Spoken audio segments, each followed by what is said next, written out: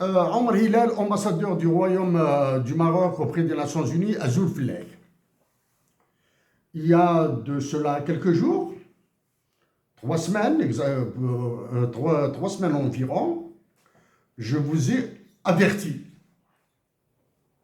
sur une réaction éventuelle de votre part ou de la part du ministre des Affaires étrangères du Maroc. J'ai parlé à plusieurs reprises du problème entre l'Algérie et le Maroc qui porte sur le Sahara occidental, sur les réfugiés sahraouis en Algérie.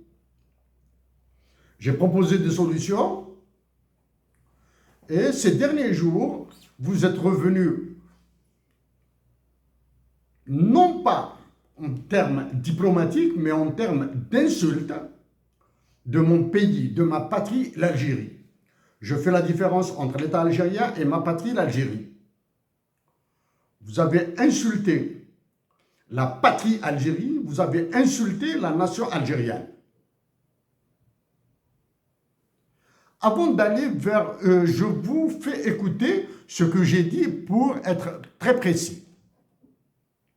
Le roi du Maroc, à qui je me suis adressé, et si par malheur, le représentant de l'ambassadeur du Maroc à l'ONU, ou bien si son ministre des Affaires étrangères critique mes mots, ou bien réagit à ce que je dis, je vais aller encore plus loin. Donc, l'ambassadeur du Maroc à l'ONU, l'ambassadeur d'Algérie, non, je ne parle pas là, hein, c'est l'ambassadeur d'une dictature. C'est l'ambassadeur de n'importe quoi algérien à l'ONU. Donc, à l'ambassadeur du Maroc à l'ONU, à son ministre des Affaires étrangères, vous qui avez, monsieur, vous avez le mot facile, hein, vous avez un sens de la répartie. Hein, vous avez. Je me sens plus frère avec les Marocaines et les Marocains que vous avec les Marocains et les Marocains. Donc, voici les termes exacts de ma réaction, du moins de mon avertissement à vous, ambassadeur du Maroc à l'ONU. Vous avez eu ces mots insultants. Les voici. C'est les liens d'allégeance qui ont toujours lié le Sahara avec les différentes monarchies du royaume depuis 12 siècles, qui a fait que le Maroc a occupé la scène diplomatique avant la naissance de l'Algérie. Des siècles, des années-lumière avant la naissance de l'Algérie. Vous avez utilisé le terme des siècles, des années-lumière avant l'existence de l'Algérie. Pour défendre l'existence du Maroc, vous avez utilisé les mots des siècles, des années-lumière avant l'existence de l'Algérie. On sait. Soit. Est-il possible, du moins, est-il naturel de ma part de vous dire que la première décision que devrait prendre le roi du Maroc à votre rencontre, c'est de vous rappeler. Vous devez cesser d'être l'ambassadeur du Royaume du Maroc auprès des Nations Unies, autant que l'ambassadeur de l'Algérie auprès des Nations Unies. J'ai dit à plusieurs reprises que la diplomatie de l'État algérien, la diplomatie des généraux algériens et du prétendu président de l'Algérie sont nulles. D'accord? Elles sont contre les intérêts de la patrie algérienne. Ça, je l'ai dit. Donc, même chose pour vous. Vous devez être rappelé au Maroc et vous devez être remplacé par un autre plus compétent que vous, plus au fait des mécanismes internationaux. Quand je parle de mécanismes internationaux, je parle de ceux de l'ONU et de la Cour internationale de justice. Je vais reprendre quelques mots sur quelques phrases. Hein. Je n'ai pas le temps pour réagir à toutes vos âneries là, hein, toutes vos âneries. sur l'avis consultatif de la Cour internationale de justice et les différentes résolutions du Conseil de sécurité de l'ONU. Ok?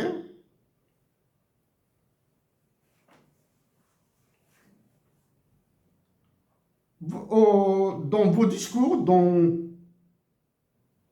pas mal de vos interventions, sans aucune honte, vous avez utilisé le vocable terroriste et terrorisme à l'ONU, au siège de l'ONU.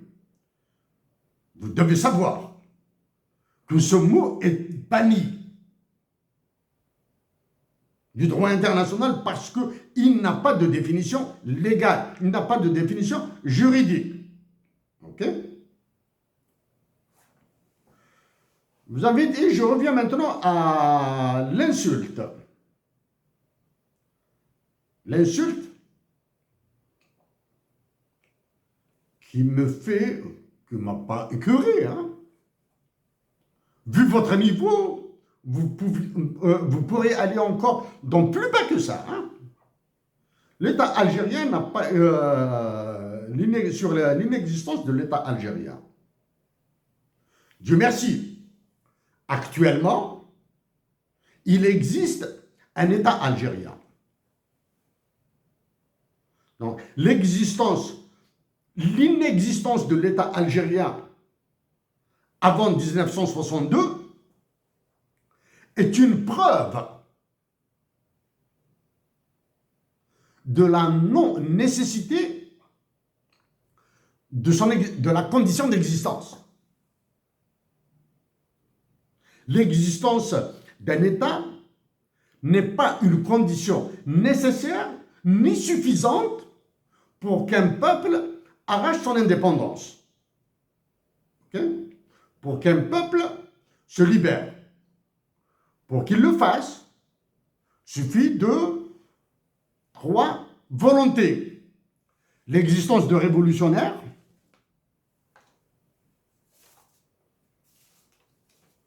l'existence d'un esprit d'émancipation et de liberté, et une volonté des maquisards. Omar Hilal, donc, la révolution algérienne a démontré que même sans État, un peuple peut se libérer.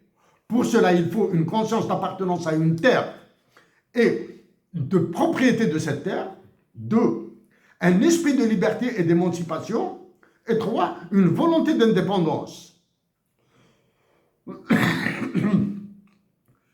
La conscience d'appartenance et de propriété est l'œuvre de révolutionnaires. L'esprit de liberté est un sentiment immanent à tous les peuples qu'il faut réveiller. Et la volonté d'indépendance est une dynamique qu'il faut lancer. Le 8 mai 1945 est la date de naissance de cette volonté. Omar Hilal, je vous mets au défi de citer un pays sur toute la planète d'avoir eu autant de révolutionnaires que les révolutionnaires algériens.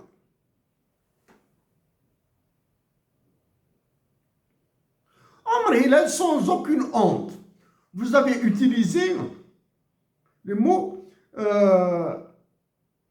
l'existence de l'État marocain remonte à des années-lumière, à des siècles et siècles, à des années-lumière avant l'existence de l'État algérien.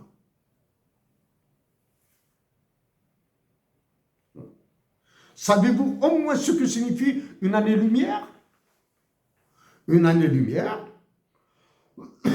et puisque vous avez utilisé le pluriel des années-lumière, donc dans ces années-lumière, vos années-lumière à vous, il doit y avoir des années bissextiles et non bissextiles, des années à 365 jours et des années à 366 jours, un quart.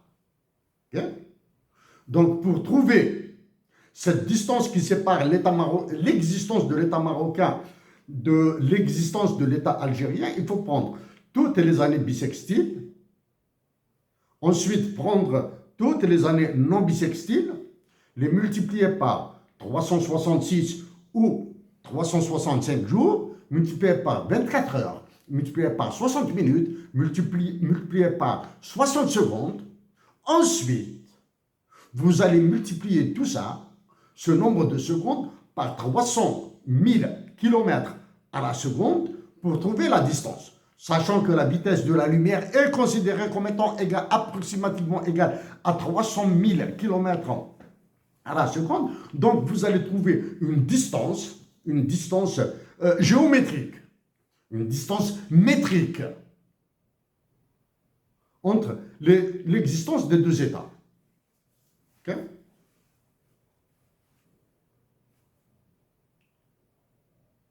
En Marie, je lis beaucoup de mathématiques, mais pour ma patrie qui va célébrer le 1er novembre, bientôt, du moins le célébrer, j'ignore ce que feront les généraux imbéciles crétins d'Algérie et celui qui se prend pour le président de la République. J'ignore ce qu'ils feront le 1er novembre prochain. Donc c'est ma façon à moi de célébrer le 1er novembre 1954 en 2025.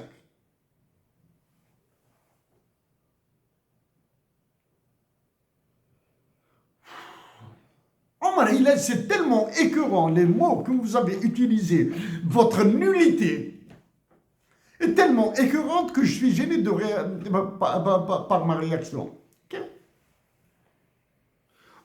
Je vous montre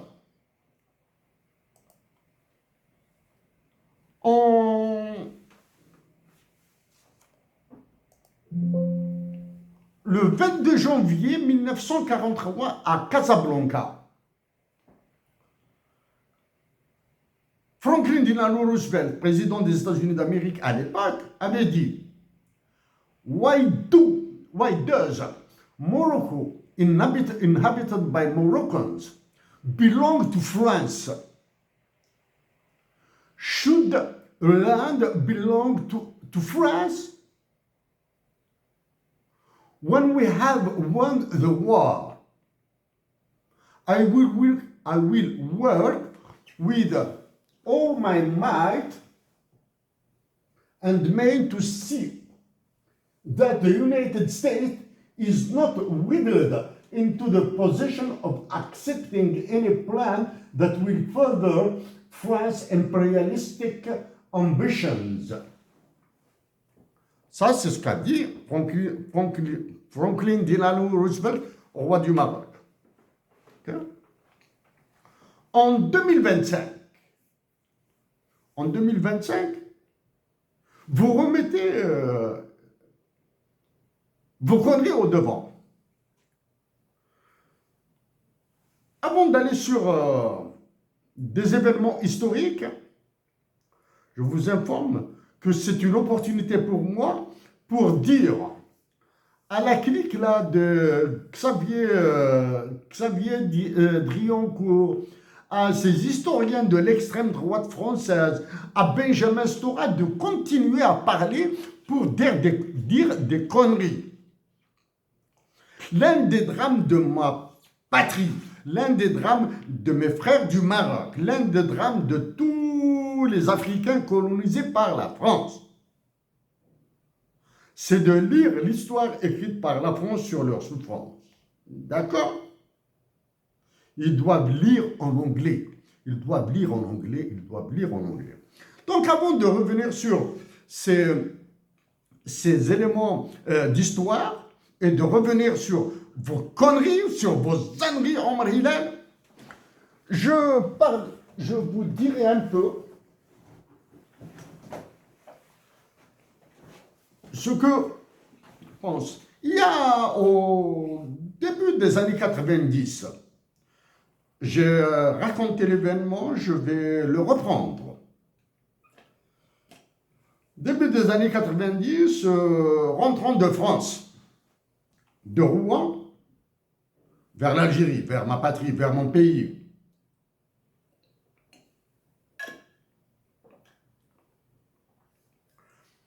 Avec un ami, nous sommes passés par l'Espagne, le Maroc et l'Algérie pour rallier l'Algérie.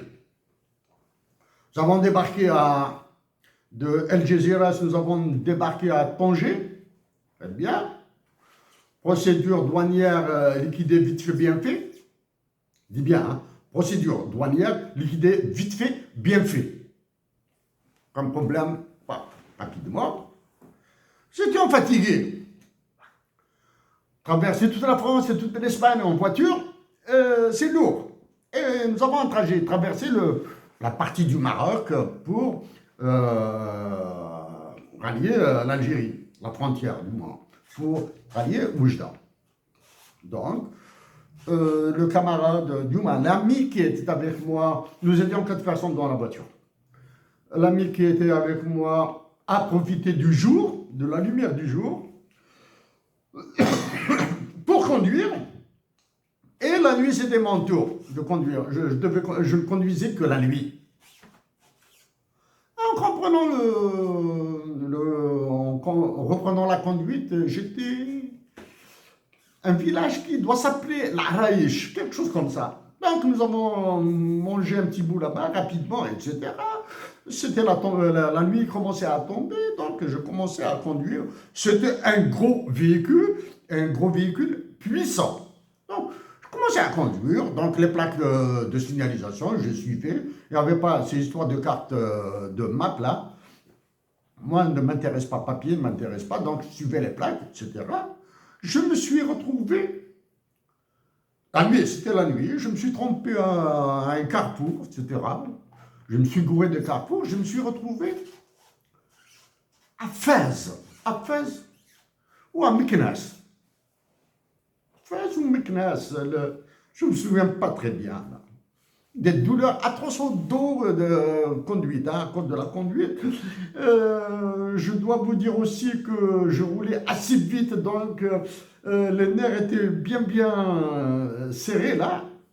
Il fallait faire attention aux accidents, etc. Du moins, pour éviter les accidents. Donc, à Fès ou à Meknès, c'était 3 heures, peut-être 3 heures du matin. Il faisait encore noir.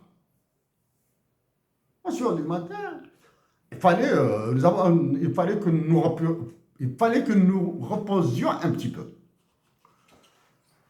Dormir dans la voiture, c'était pas possible. Là. Tout était crispé là. Hein? Je suis complètement courbaturé. J'ai pris un sac de couchage, je l'ai mis sur le trottoir. Et j'ai dormi minimum 2h30 de temps. Okay. Donc, café rapidement, etc. Il fallait revenir rallier Oujda et ensuite Mrandia. Donc, c'est le jour, l'ami conduisait très bien, etc. Ce dont je me souviens maintenant. Je me suis senti en Algérie. Je me suis senti en Algérie. Okay? Je me suis senti en Kabylie. Moi, je fais partie de ces personnes qui croient que tout le corps humain a une forme de cœur, a une forme de cerveau. Dans tout le corps humain, il y a des cœurs et des cerveaux en miniature qui réagissent, qui demandent peut-être au cerveau central et au cœur central là, de faire des choses ou de nous faire dire des choses. Je fais partie de ces personnes qui se posent des questions sur la consistance de la pensée, sur si la pensée en étant la matérialité du sentiment. Consistance, est-ce que la pensée et le sentiment ont la même consistance que la lumière, justement? Vous qui avez parlé d'année-lumière. Donc, au Maroc, j'étais bien. J'avais l'impression de circuler en Algérie. Que ce soit par le peu de Marocains à qui j'ai parlé, nous étions sur la route, par la jovialité, la courtoisie, la gentillesse de ceux qui nous ont offert à manger, etc. Donc nous sommes arrivés à Oujda. À Oujda, Avions-nous payé pour passer rapidement la frontière? Je vous laisse le soin de répondre. Donc, nous avons terminé les procédures douanières à Oujda. À Oujda, nous avons pris des cafés aussi. Les cafés de Oujda, dans les cafés de Oujda, du moins, dans le café de Oujda, il y avait pas mal de compatriotes algériens. C'est beau, là, hein? C'est beau. Donc, on passe à Mrenia, même chose. Avions-nous payé pour passer rapidement? J'ignore. Ce qui est certain, c'est que nous avons passé une bonne partie de la journée à Oujda et Mrenia, aux douanes. Donc, à la tombée de la nuit, il fallait que je conduise. Donc, j'ai commencé à reconduire la voiture, là, le gros véhicule. Là. Il était bien gonflé, ce véhicule, à l'époque. Je roulais, je dois avouer que je roulais assez rapidement. Assez rapidement, c'est-à-dire à toutes les occasions qui me permettaient d'aller au-delà de 120, 130 km/h, je les saisissais, il fallait rentrer vite. J'étais fatigué. Ouais. J'ai failli massacrer un barrage de gendarmes ou militaires algériens. Je ne me souviens pas, la tenue là, il faisait nuit. Un barrage de militaires de l'armée nationale populaire ou de gendarmes algériens parce qu'ils avaient dressé leur barrage à la sortie d'un virage et moi, dès que j'avais quitté ce virage, j'ai foncé à 135 km/h. Dieu merci. Ouf. Dieu nous a protégés. Il nous a protégés, nous, de la mort. Et il a protégé les militaires algériens de nous tirer dessus. Et même s'il l'avait fait, c'est nous qui étions dans le tort.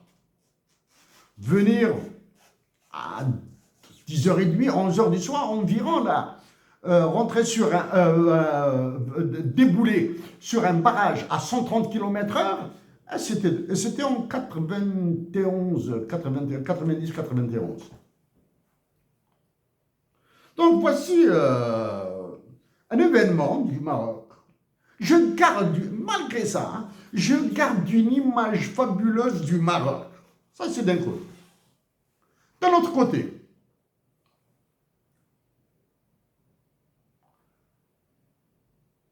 écoutez Rouisha chanter Ines Matvra, Mohamed Rouisha, c'est beaucoup d'émotions qui remontent, hein, c'est des sentiments forts. Écoutez Nasser Riouane, c'est somptueux. J'ai lu Mohamed Choukri, le pain nu, Al-Khubz al-Hafi, un livre déchirant, immense livre, Mohamed Choukri. Est-ce que Mohamed Choukri est algérien comme moi? Est-il amazigh comme moi? Oui. Il peut avoir la nationalité marocaine, il peut avoir la nationalité suisse s'il veut, ou népalaise. C'est accessoire pour moi, la nationalité. C'est important. Hein? Je suis de citoyenneté canadienne. Je suis algérien. Okay. J'ai lu Del Shraibi.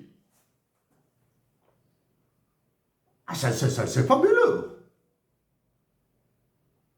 Ce que Del Shraibi pourrait ressembler à Ketb Yassine ou à Mouloud Pharaon. Oui, je dirais un peu comme ça là. Hein? Del Shraibi. Concernant Del Shraibi, lors d'une semaine culturelle organisée par le Maroc à Montréal, par le consulat marocain à Montréal, hein, qui remonte à une douzaine d'années. J'y étais avec un ami, nous avons été là-bas. Donc il y avait des conférences, il y avait une exposition, etc. Ah, discrètement, là, j'avais demandé aux organisateurs, est-ce qu'il y a un très proche de Del Shraibi dans l'assistance? une personne m'a indiqué un autre monsieur, lui c'est le neveu de Driss Chreibi. Je l'ai pris à part, je l'ai pris à part. Je lui ai dit, cher monsieur, à l'époque il s'est présenté bien sûr. Je me suis présenté bien sûr, monsieur, bonjour, bonjour, bonjour, ceci et cela. S'il te plaît, bon ben, est-ce qu'on peut se mettre, est-ce que nous pouvons nous isoler? C'est une histoire de conférence, moi je connais un bout. Laissez-les parler. On va laisser les conférenciers parler, les autres, l'assistance applaudir, poser des questions, etc. Moi j'ai des questions, d'autres questions à te poser. Il a souri, un monsieur extrêmement sympathique. Je ne me souviens pas de son nom, ça remonte à très longtemps. Je lui ai posé des questions sur la vie amoureuse de Driss Chreibi. La vie amoureuse de Driss Chreibi. On va raconter des anecdotes somptueuses, délicieuses. Driss Chreibi, ça. Donc, parler Mohamed Choukri, Driss Chreibi, Mohamed Derwisha, Nasr Riwan, encore.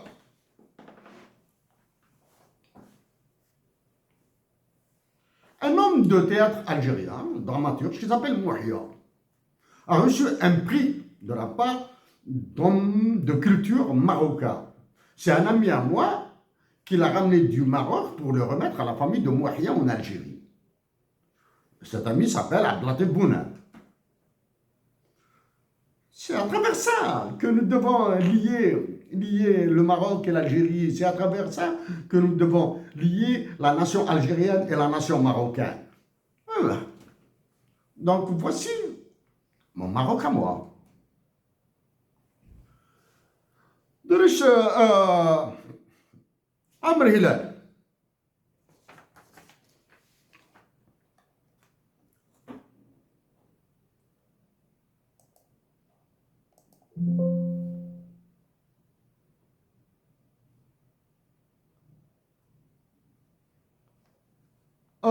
Voici, je ne sais pas si vous les voyez.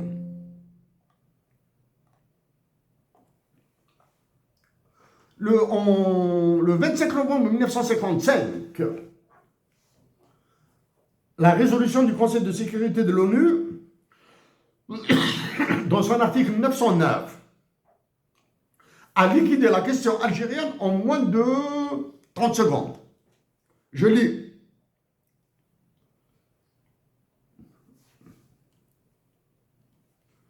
Elle est là. Bon. Ça, c'est le 25 novembre 1955. Okay. Le 15 février 1957, dans la 654e séance plénière, la question algérienne est devenue un problème sérieux, okay, qui devait être réglé pacifiquement à travers la Charte des Nations Unies. Le 19 décembre 1960, dans la résolution 1573, il a été question d'hostilité entre l'Algérie et la France et le droit à l'autodétermination du peuple algérien. Okay? Ça, c'est pour vous dire que les résolutions de l'ONU évoluent, sont élastiques. Elles sont, je dis bien, elles sont élastiques. Hein. Tout dépend des rapports de force au sein du Conseil de sécurité de l'ONU, au sein durant l'Assemblée générale des Nations unies. Bon. Pour votre information, dans très peu de jours, je reviendrai sur le Conseil de sécurité de l'ONU et le fonctionnement de l'ONU quand j'aurai réglé un autre problème de ma patrie, l'Algérie, avec un autre État africain qui a insulté aussi ma patrie. Voilà. Ça évolue. C'est élastique. Okay? Donc, la question du Sahara occidental pourrait se reposer. Okay? Pour preuve, la mission de la MINURSO est reconduite jusqu'au 30 octobre 2025. Donc le 31, le 1er novembre, à partir du novembre 2025, il apparaîtra si cette résolution qui a institué la MINURSO, la mission des Nations Unies pour le référendum au Sahara occidental, sera reconduite ou pas. Si elle est reconduite, tant mieux ou tant pis, tout dépendra des positions politiques, à condition qu'elle s'exprime par d'autres voix, d'autres personnes, autres que vous, de ceux qui représentent l'Algérie à l'ONU.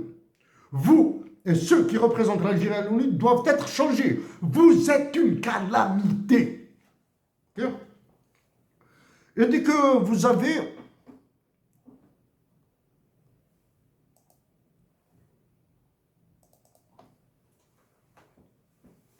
voici ce que vous avez dit maintenant. Ceux qui instrumentalisent la souffrance de nos frères et sœurs des camps de Tindouf, nous leur répondons par un appel sincère à mettre fin à leur exil et à permettre la réunion de leurs familles, leur retour à la mère patrie dans la dignité et leur participation active à l'essor du Sahara marocain. Le drame humanitaire de Tindouf ne doit plus servir de prétexte à l'inaction ou à la manipulation de la souffrance incommensurable de ces populations. Il est temps de tourner cette page douloureuse et de répondre à l'appel du secrétaire général des Nations Unies pour, je cite, un effort renouvelé en faveur d'une résolution accélérée. Vous avez déclaré. Il a le courage de proposer l'autonomie. Que propose l'Algérie? L'Algérie propose la poursuite de ce différend, de ce conflit, pour une autre cinquantaine d'années à venir.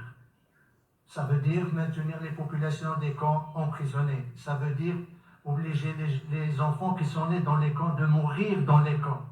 Ça veut dire empêcher les populations des camps de quitter les camps pour soit revenir au Maroc, soit aller en Mauritanie ou dans un pays tiers. Ça veut dire continuer à dépenser des milliards de dollars pour armer le Polisario, pour déstabiliser la région, au dépend pratiquement du confort, la prospérité, surtout de la population algérienne. Ces milliards que l'Algérie dépense pour armer un groupe terroriste armé auraient mieux servi à alimenter les supermarchés, les magasins et surtout à nourrir la population algérienne. C'est dommage de le dire ainsi. Est-ce que vous réalisez la série de conneries que vous avez alignées au Conseil de sécurité de l'ONU qui se trouve à New York? Il ne se trouve pas à Marrakech, il ne se trouve pas à Rabat, ou à Fès, ou à Meknès, ou à Dakhla, ou à Laayoune, ou à Alger, ou à Béjaïa, ou à Adrar, ou bien à Tamanrasset. Ils se trouvent à New York. Ce que vous réalisez, la série de conneries que vous avez dites en tant que diplomate. C'est pour cette raison que vous devez être changé là. Des Marocains se sont soulevés après un printemps marocain qui a donné les résultats catastrophiques actuels. Après un printemps algérien qui a donné vraiment... Mais c'est plus que le Maroc là. Non, le mouvement, le printemps arabe qui s'appelle le Hirak là, il a ravagé l'Algérie. La preuve. On a des écervelés à l'état-major de l'armée.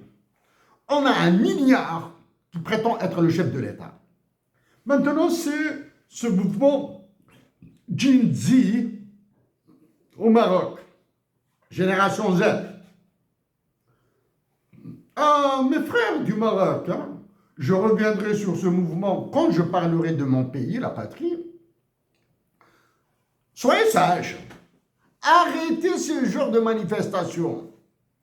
Elles ne font que détruire le tissu social marocain. Ce genre de mouvements ne font que disloquer la nation marocaine, ok? Quand je parlerai dans quelques jours de ce mouvement en Algérie, je dirai un peu plus de détails. Un peu plus de détails. S'agissant de mes compatriotes, je m'offrirai les libertés que je veux. Mais maintenant, par correction et décence par fraternité, par ma foi en Dieu, je suis musulman, ma foi en Dieu, par mon miséricorde, je me dois de vous dire que vous faites fausse route. Parce que les problèmes du Maroc, les problèmes que vous avez soulevés sont insolubles. Ils sont insolubles. Parce que le FMI et la Banque mondiale étranglent le Maroc. Le FMI et la Banque mondiale font pire en Algérie. Ok? Je passe ça. Amr Hilal, ce que vous avez réalisé ça. Maintenant, parmi... donc, je profite, je reviens. Ça, c'est l'inexistence de l'État algérien. En 1795, ok, un accord a été signé entre la Régence d'Alger et les États-Unis d'Amérique en 1795. Ok. Je vous lis quelques mots. The reason for the drawing up of this treaty and the motive for the writing of this convention of good omen. It is that on Saturday, the 21st day of the month of Safar of this year, 1210, there have been negotiations for a treaty of peace between the ruler and commander of the American people. Between the ruler and commander of the American people living in the island called America, among the ice of the ocean, and the frontier post of the Holy Word, the garrison of Algiers. Donc, en 1795, un traité a été signé entre les États-Unis d'Amérique et le Pacha, là, le Dey d'Alger, la régence d'Alger. Okay. Deux éléments. Donc, ça c'est, je profite de l'occasion pour le dire à Benjamin Storax, Xavier de Réaucourt, à tous ces historiens à deux balles de l'extrême droite française qui disent que l'Algérie a été créée par la France. Non. Le mot Algiers existe en 1795. A existé au moins depuis 1795. Donc, le faire glisser vers Algérie et vers Al-Jazair, simple, très simple. Donc, collez ça. Ça, il y a un historien du nom de Bernard Logan. Taisez-vous, Bernard Logan, votre gueule là, merde. À l'époque, donc, une terre d'Algérie existait. Il n'y a pas des années-lumière, des siècles, des années-lumière de cela.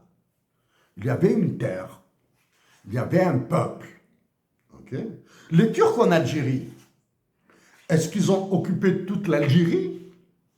Non. Ils ont occupé l'Est, le centre, Constantine, Alger,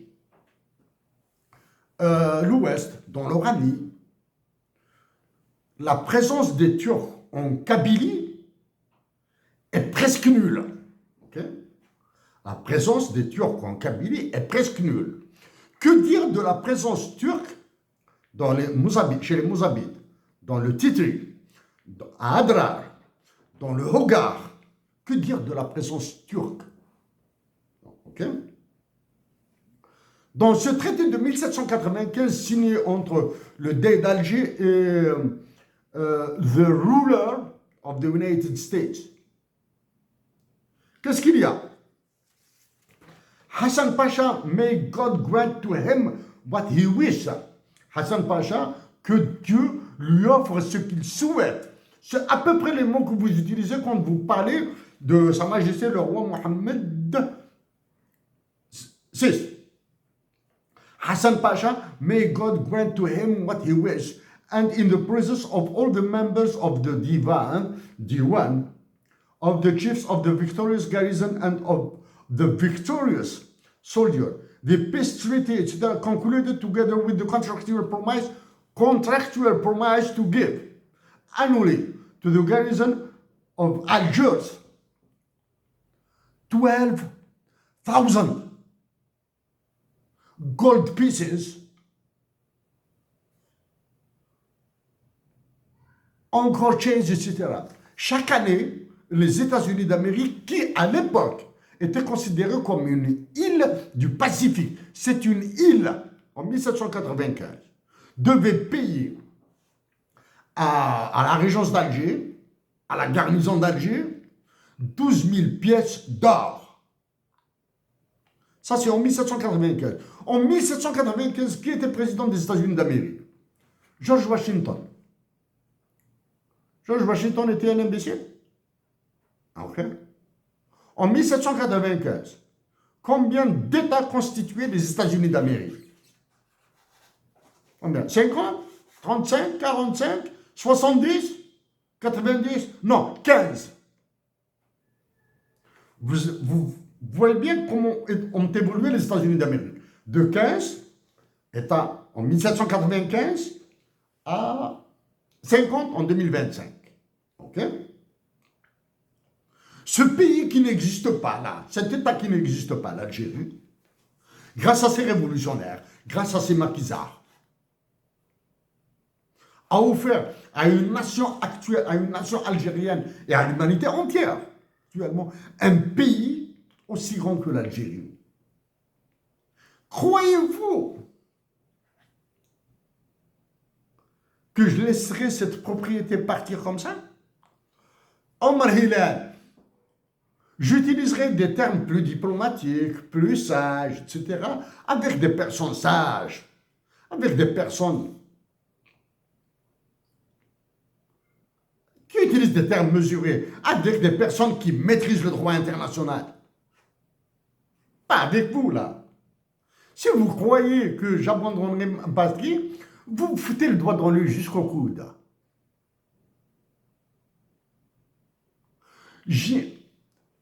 Parmi les révolutionnaires algériens, je lis Hosni Ahmed, c'est lui qui a écrit des livres. Pour les autres, j'en ai lu quelques textes comme ça. Mais Abban Ramdan, l'un des leaders de la révolution algérienne, a été assassiné au Maroc.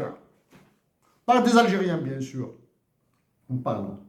Croyez-vous que je laisserai tomber la patrie qui nous a été léguée par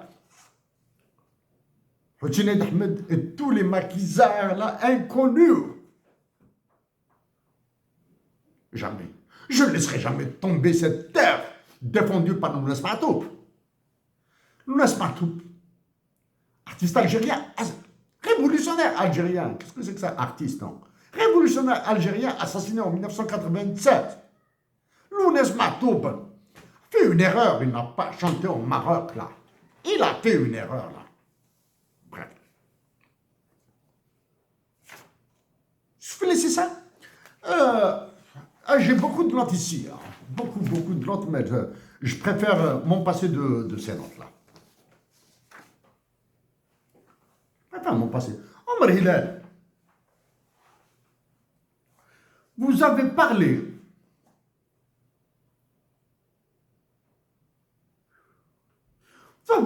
du retour des Sahraouis à la mère patrie. Avant de vous parler de mère patrie, là, de ce point-là, je vais vous rappeler. Arrêtez de faire étalage de l'avis consultatif de la Cour internationale de justice concernant le Sahara occidental. Arrêtez.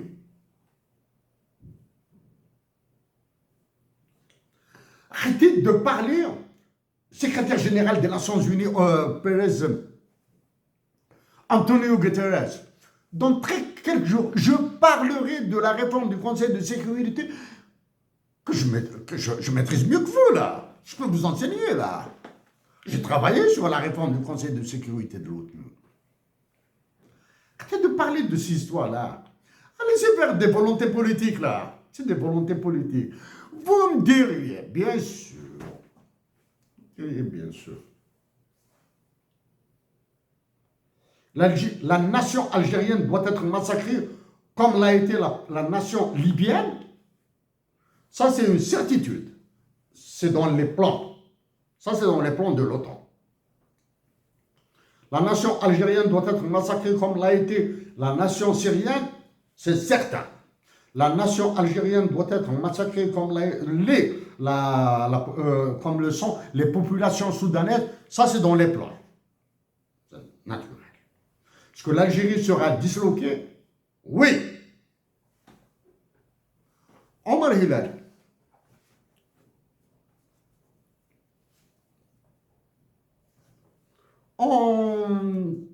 Vous avez décidé d'accorder des droits d'accès à l'océan Atlantique à certains pays.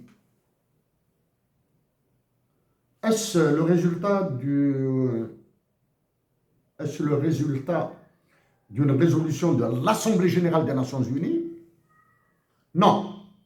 Est-ce le résultat d'une résolution du Conseil de sécurité de l'ONU? Non.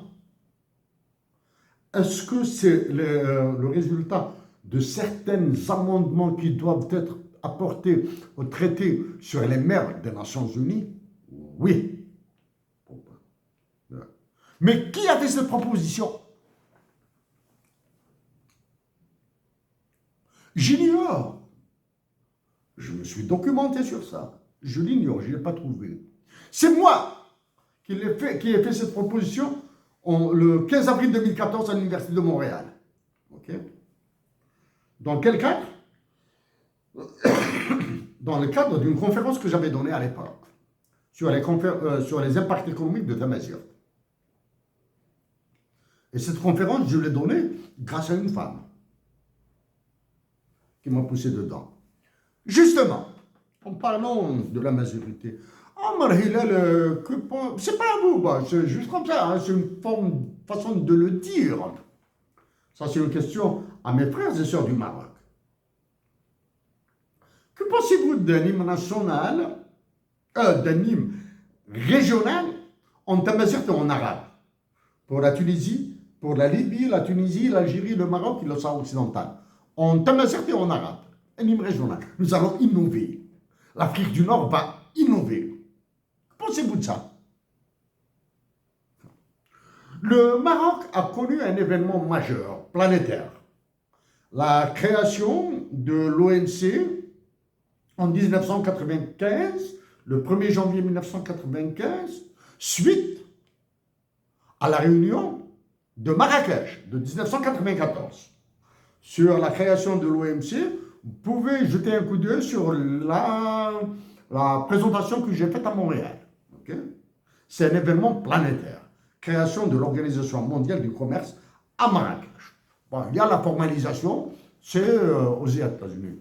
Croyez-vous que le Marrakech et le Maroc a été choisi parce que question d'envergure économique? Non. C'est une question c'est pour éviter les manifestations. Pourquoi? Parce que les réunions de Seattle et d'Italie concernant la création de l'OMC, les Américains et les Européens se sont soulevés. Mais donc, pour éviter, en Italie, c'est jeune. Pour éviter des soulèvements, lors des réunions du sommet de l'OMC, ils ont choisi le Qatar, Doha et Marrakech au Maroc. Ça, c'est pour éviter les manifestations. Donc, le Maroc, c'est un événement planétaire. Mais en 2025, regardez ce qui se passe avec l'OMC. Okay? Omar Hilal. Voici ce qu'a écrit un historien américain, Alistair Horn, concernant la guerre d'Algérie. Hein. A Savage War of Peace, Algeria 1954-1962. In 1830, 1830, the country lay nominally under a loose suzerainty of Turkish military rule. Successive generations of French historians have, for fairly obvious reasons, claimed that the state approximating tribal anarchy prevailed. This view is now contested by neutral as well as Arab historians. In 1847, de Tocqueville, Alexis de Tocqueville, declared to the French National Assembly that the Muslim society in North Africa was not uncivilized. It only had a backward and imperfect civilization. He went on to claim, we have rendered Muslim society much more miserable and much more barbaric than it was before it became acquainted with us. C'est Alexis de Tocqueville. Avec le marquis de Lafayette, ce sont deux figures françaises qui ont ramené les droits de l'homme vers la France, hein, après la déclaration d'indépendance des États-Unis d'Amérique en 1776. Okay? Je vous dis, en Maryland, je vous le rappelle à vous et aux autres, que la France n'a jamais été la terre des droits de l'homme, n'est pas la terre des droits de l'homme, ne sera jamais la terre des droits de l'homme. Donc, je répète, Tocqueville, en 1847, Tocqueville a déclaré devant l'Assemblée nationale française, la société musulmane en Afrique du Nord n'est pas barbare, n'est pas incivilisée. Il a des problèmes d'imperfection de civilisation. Encore, il a encore ajouté, il a clamé que we have rendered Muslim society much more miserable. Nous avons rendu la société musulmane plus misérable et plus barbare qu'elle n'a été avant l'occupation. Before it became acquainted to us. Ça, c'est Alexis de Tocqueville. Donc, Alexis de Tocqueville dit que c'est la colonisation française, ce sont les armées françaises qui ont rendu l'Algérie, la société musulmane, plus barbare. Encore faut-il que cela soit vrai. Pour cela, il faudra relire tout ce qu'a écrit Mohamed Harkoun, mon compatriote d'Algérie, qui est enterré au Maroc, avec Mohamed Khidr. Voici sur quoi nous baserons notre avenir. Parmi les débilités, les conneries que vous avez dites, vous avez dit que le peuple sahraoui de Tindouf, l'Algérie, vous avez insulté l'Algérie au lieu de dépenser son argent dans l'armement du Polisario, elle doit remplir les magasins, les surfleurs, les calgues, je sais pas quoi, là, toutes vos salades, ça c'est un problème de salade, c'est notre problème de salade interne. En tout cas, les ravages du FMI et de la Banque mondiale sont beaucoup plus dangereux, beaucoup plus marqués en Algérie qu'au Maroc. Ça, je vous le reconnais. Ça, je le reconnais. J'ai une connaissance presque parfaite de la situation du Maroc, de l'Algérie et de la Tunisie et de certains pays voisins. Concernant la situation internationale, ok? La semaine prochaine, je dirai des mots encore plus sévères. Omar Hilal.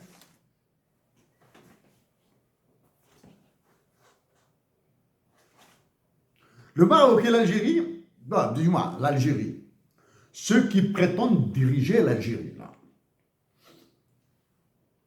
ils sont nuls. En Algérie, ils sont nuls. Je vous le répète, ce sont des généraux incultes qui n'ont pas une once de patriotisme. Incultes. Omar Hilal. L'Algérie a été occupée de 1830 jusqu'à 1962. Le Maroc a été un protectorat qui a eu, qui a eu son indépendance en 1956. Ok. Le Maroc, il y a eu quelques rébellions. Les Marocains ont fait organiser quelques rébellions, mais ils n'ont pas fait la guerre à la France. La nation algérienne a fait la guerre à la France. Ok. Parce que la France, en plus d'avoir commis des crimes contre l'humanité, des crimes de guerre, etc., en Algérie, la colonisation française est une colonisation de peuplement et d'exploitation. Peuplement, c'est exactement ce que fait Israël en Palestine, 2025. Ce que fait Israël en Palestine en 2025 a été fait par la France en Algérie. L'armée française en Algérie. Ok. Quand l'avion qui a pris les leaders de la révolution, certains leaders de la révolution algérienne, du Maroc, pour les prendre au Caire. Hussein Ahmed, Haïdar Ben Bella, Mohamed Yazid et Bossof.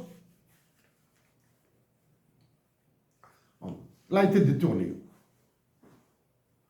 Qu'a fait le roi du Maroc, Mohamed V? Il a proposé son fils, le prince Hassan II, le prince Hassan, le futur roi Hassan II, en échange pour la libération des révolutionnaires algériens. Il a proposé son fils. استقبالي vont Tamazir, de chez nous. Il est Kamis. Toi, vous, Omar Hilal, et vos semblables d'Algériens, vous faites des conneries à l'ONU. Mazal, l'ONU. Je vais déchiqueter l'ONU. Okay? Dans quel temps? Je vais aller dans les détails avec Boutros Ghali, avec Kofi Annan, avec Kurt Waldheim, etc. Donc, du moins, je donnerai quelques informations. Et Antonio Guterres, voici ce qui devait exister entre le Maroc et l'Algérie, là. Il faudra prendre ces événements majeurs, là, et en faire un trésor.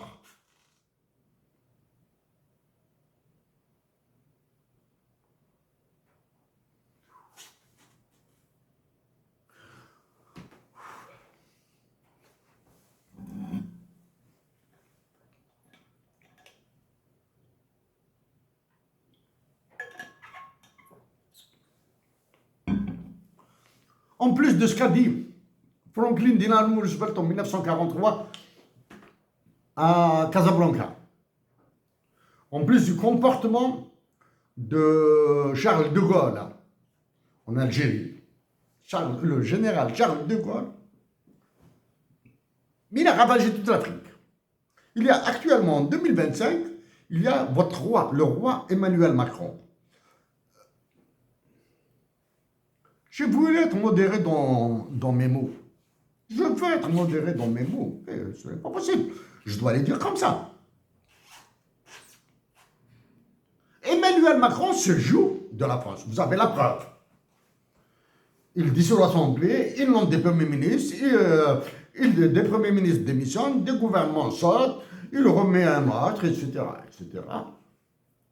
Tellement. Il est mégalomane et intelligent.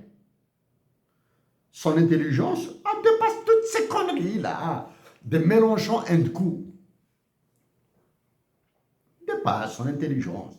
Emmanuel Macron, je l'ai dit depuis 2017-2018, au moins 2019, il ira vers un troisième mandat. D'accord? Je le répète maintenant. Il a réussi à lancer l'américanisation de la France. Il l'a lancé, ça y est. On dit qu'il est pris par les milliardaires, etc. Non. Un mégalomane comme Emmanuel Macron et une personne aussi intelligente qu'Emmanuel Macron n'est jamais sous le contrôle de milliardaires. Là. C'est lui qui le contrôle. Ils peuvent lui créer des nuisances. Il a une petite nuisance assez sérieuse, celle-ci. Cette histoire de sa vie privée aux États-Unis d'Amérique, ça, c'est une grosse petite de la part d'Emmanuel Macron. Là. Il aurait dû supporter, c'est pas grave. Il a supporté plus que ça après. Omar Hilal, vous comptez sur Emmanuel Macron? Emmanuel Macron est en train de changer. Il considère certains chefs d'État africains comme des bébés à qui il change des couches. Omar Hilal, je vous le répète, Emmanuel Macron considère certains chefs d'État africains comme des bébés à qui il change des couches. Ok? Chaque fois qu'ils font leurs besoins, ils leur disent n'aie pas peur, je vais demander à une boniche de vous changer, à une nounou, je sais pas quoi, là, de vous changer vos couches. Ce que les peuples d'Algérie et du Maroc et de Tunisie, du Mali et autres pays, je reviendrai dessus, accepteront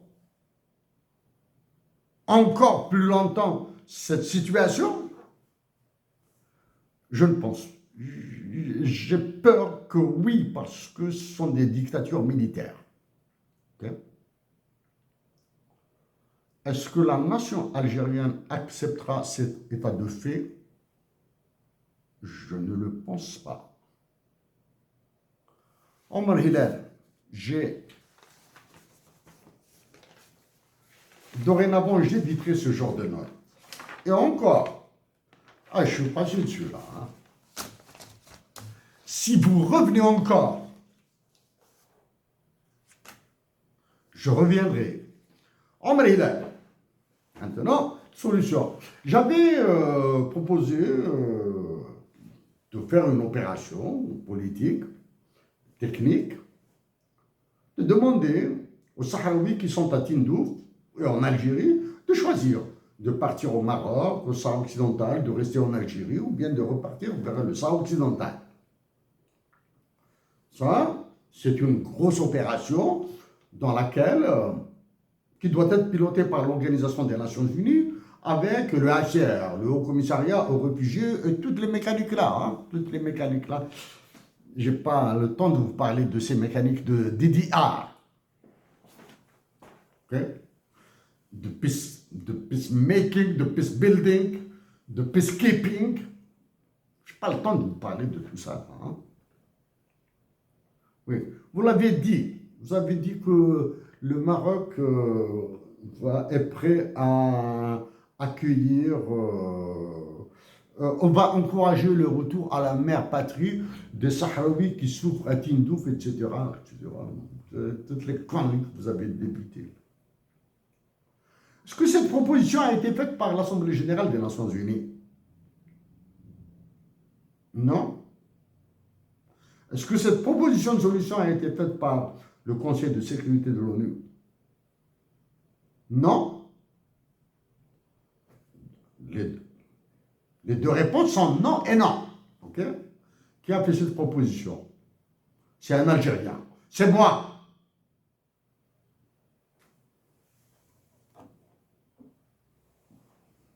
Merci à vous tous.